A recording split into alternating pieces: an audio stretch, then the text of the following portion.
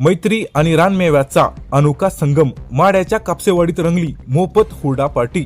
याच्याबद्दल सविस्तर माहिती शिकी। आधुनिकतेच्या युगात आपण आपली परंपरा विसरत चाललो की काय अशी शंका येत असतानाच माड्या तालुक्यातील कापसेवाडी येथे मात्र परंपरेचा एक आगळा वेगळा सोहळा पाहायला मिळाला। येथील प्रगतशील शेतकरी नितीन बापू कापसे यांनी गेल्या 16-17 वर्षापासून जोपासलेली हुरडा पार्टीची परंपरा यंदाही मोठ्या उत्साहात पार पडली। यंदाच्या हुरडा पार्टीचे वैशिष्ट्य म्हणजे केवळ सोलापूर किंवा उस्मानाबाद नव्हे तर संपूर्ण महाराष्ट्रातून हजारो रसिक या मेजवानीसाठी कापसेवाडीत दाखल झाले होते। आलेल्या प्रत्येक पाहुण्याचे स्वागत अस्सल ग्रामीण पाहुणचाराने करण्यात आले।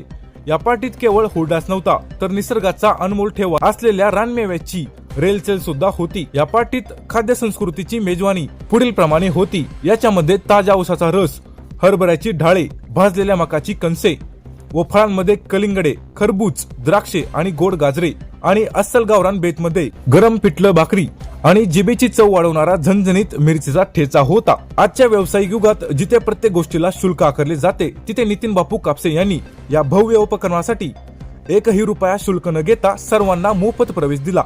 किती लोक आले तरी कोणाचीही गैरसोय होऊ नये यासाठी कापसे यांच्या टीमने अतिशय शिस्तबद्ध नियोजन केले होते। या कौटुंबिक आणि स्नेहपूर्ण वातावरणातील सोहळ्याला राजकीय आणि सामाजिक क्षेत्रातील अनेक दिग्गज उपस्थित होते। याच्यामध्ये प्रामुख्याने माड्याचे आमदार अभिजितआबा पाटील, माजी आमदार धनाजी तात्या साठे, डॉक्टर BY यादव, अध्यक्ष शिवाजी शिक्षण प्रसारक मंडळ बार्शी, विवेक काळे, डेप्युटी कलेक्टर सांगली या मान्यवरांनी नितीन बापू कापसे यांच्या उपक्रमाचे कौतुक करत अशा कार्यक्रमांमुळे ग्रामीण संस्कृती आणि लोकांमधील संवाद जिवंत राहण्यास मदत होते अशा भावना व्यक्त केल्या। यानंतर आपली माती आणि आपली माणसं एकत्र यावी हाच या हुरडा पार्टी मागचा मुख्य उद्देश होता असे मत नितीन बापू कापसे यांनी आमच्या मीडिया माध्यमांशी बोलताना व्यक्त केले।